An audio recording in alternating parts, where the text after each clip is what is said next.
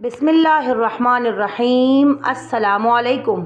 बिला शुबा कुरान और हदीस महज किस्से और कहानियों के लिए नहीं है, बल्कि इसमें हुर्फ ब हुर्फ पूरी इंसानियत के लिए इस्लाह और रहनुमाई मौजूद है। हम बड़ी तहकीक के साथ कुरान और हदीस के मफहूम को हमारी वीडियोस के जरिए आप तक पहुंचाने की कोशिश करते हैं। सूरतुल कहफ।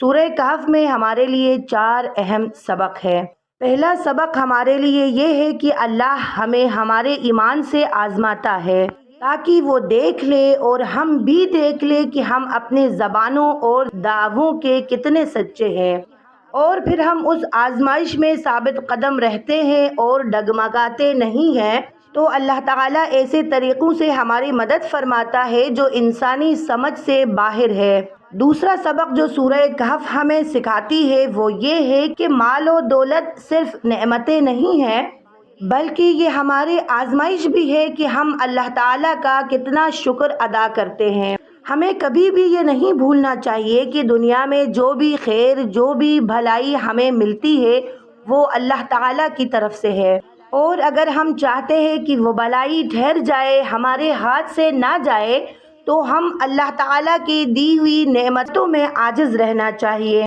क्योंकि जो रब दे सकता है वो वापस लेने पर भी कुदरत रखता है। हमें ये कभी नहीं भूलना चाहिए कि दुनिया और इसमें मौजूद हर शे आरज़ी है।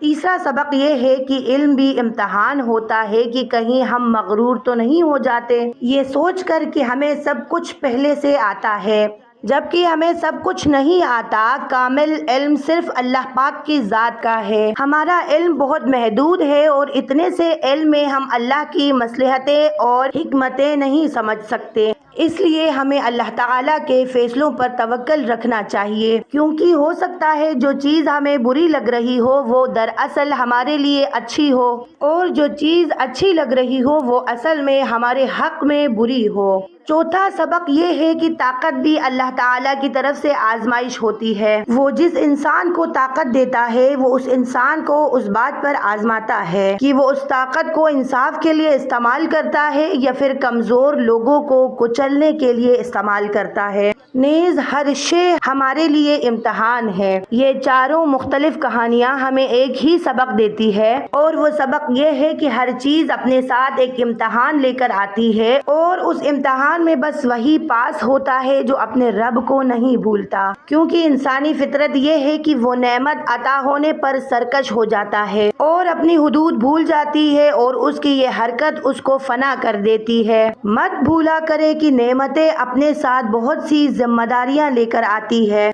जो हमें पूरी करनी होती है। मोहतरम सामीन, ये थी हमारी आज की वीडियो। आखिर में मैं दुआ करती हूँ कि अल्लाह ताला हम सब को अपने शुक्रगुजार बंदों में शामिल फरमाए। आमीन। मैं उम्मीद करती हूँ आपको आज की वीडियो अच्छी लगी होगी। वीडियो अच्छी लगी तो लाइक, सब्सक्राइब और अपने दोस्तों के साथ शेयर करना ना भूलिएगा, और साथ ही साथ बेल आइकन को ज़रूर दबाइएगा ताकि हमारी हर आने वाली नई वीडियोज़ आप तक पहुँचे। मिलते हैं एक नई वीडियो के साथ, तब तक आप अपना ख्याल रखिएगा। फ़ी अमान अल्लाह।